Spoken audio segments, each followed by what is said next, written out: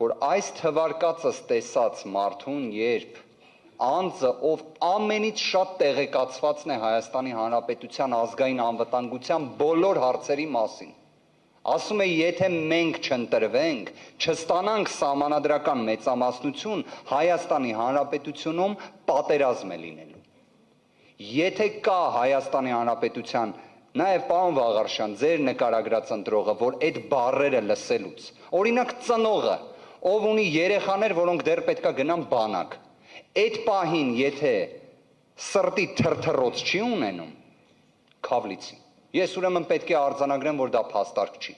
Բայց մենք խոսում ենք հենց մինչև վերջերս էլ այդ լարվածության մթնոլորտի մասին։ Ու դրա շրջանակներում բարձր դատարան։ Բոլոր ծնողները այդպես կմտածեն իմ։ Բարձր դատարան, մի հատ հետարքիր հանգամանք էլի նշեմ։ Մենք ինչ ենք խոսում։ Եկեք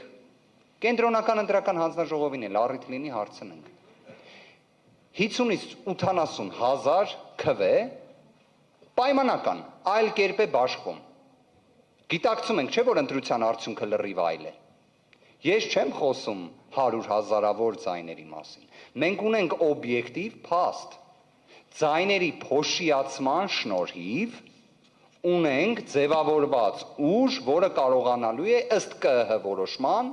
ձևավորի իշխանություն։ Հիմա ինձ ուզում են որևէ մեկը բարձր դատարան հարգանքով, բայց նաև դուք ուզում եք ասեք, որ այս ամեն մի քվեն մենք այսօր բարձր դատարանի առջև ունենք 153 քվեի ազդեցության հարցը։ Դուք ուզում եք ասեք, որ այդ խոսքը ազդեցություն չի ունեցել կամ երբ ես ինչպես ասել եմ, հետևողական լինելու եմ։ Ես այդ բառերը չեմ կրկնելու, բայց մենք լսեցինք ինչպես քաղաքացիական պայմանագրի ներկայացուցիչը հիշատակեց է ում է ուղղված այդ բառերը։ Այդ բառերը ուղղված են եղել թվով 3 քաղաքական ուժերի ղեկավարներին, ովքեր մասնակցում են այս ընտրություններին։ Հիմա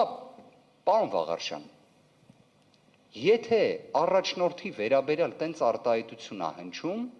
ամենամեծ լծակներով եւ լիազորություններով, պետաիշխանական գործառույթներով անձի կողմից շտաբի ներկայացուցիչները, թիմի անդամները, կուսակցականները պետքա դրանից դրական էմոցիա ստանան, թե բացասական, դրանից ավելի շատ վախի էմոցիա պետքա ստանան, թե օրինակ խանդավառ մի դրական երևույթի էմոցիա։ Իդեպ կրկին 50 հազարից մինչև 100 հազար քվեն ամբողջ պատկերը փոխող է։ Բայց ես ձեզ մի բան ասեմ, եթե նույնիսկ ձեր շտաբի աշխատողներն ու թիմակիցներն են այդ խոսքերից ազդվել, ես արդեն իսկապես բնութագիր այժողոցի շատ վատավանչոտ է։ Շատ հետաքրքիր։ Բարձր դատարան, ներողություն եմ խնդրում, բայց արձագանքեմ այս վերջին հատվածին, բարձր դատարան, երևի Ես իմ խնդրանքը որն է, որ մենք մոտենում ենք ընդմիջմանը, արագ դուք պատասխանեք, մյուսներն էլ հնարավորություն ունեն այս հարցին արձագանքեն եւ գնանք ընդմիջման։ Խնդրեմ, պարոն Վարդևանյան։ Երևի մեկ հանգամանք հնարավոր է նաեւ ի վերջո, եթե այդպես է, շատ մարդկայնորեն ես նախանձում եմ ձեզ։ Հնարավոր է դուք օրինակ չեք հետևել այն հայտարարություններին, որ նույն Նիկոլ Փաշինյանի կողմից կատարվել է 2025 թվականի հունիս ամսին, որ օրինակ ուղղված էր հենց Սամվել Կարապետյանին ու տենց սպառնալիքի տարերը նենց ուղիղ կային։ Դրանից հետո նենց ստացվել, որ մինչ օրս Սամվել Կարապետյանը կալանավորված է։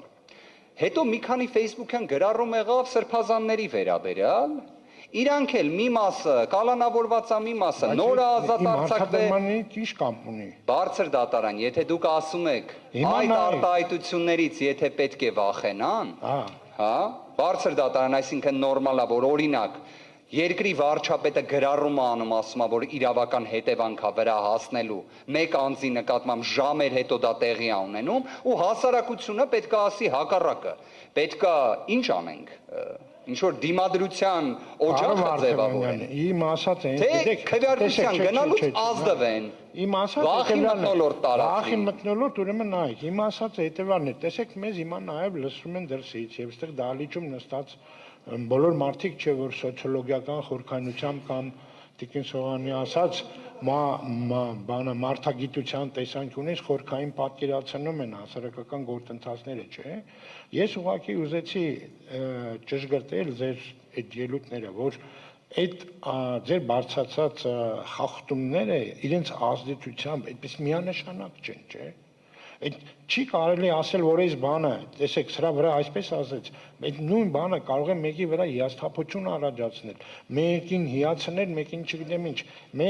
Իմ ասած ընդամենը դա էր։ Բարձր դատարան, ամբողջ հարցն էլ ինչն է, որ այո, կարող է 50,000 մարդու վրա այնպես ազդած լինի, որ դա ընտրության ամբողջ ելքի վրա ազդեցություն թողած լինի։ Դուք նայել եք, չէ՞, ընտրության արդյունքները։ Արդեն գնահատողականը ես կարող եմ հիմնավորել, որ ընդհակառակը հեղինակազրկել է։ Այդ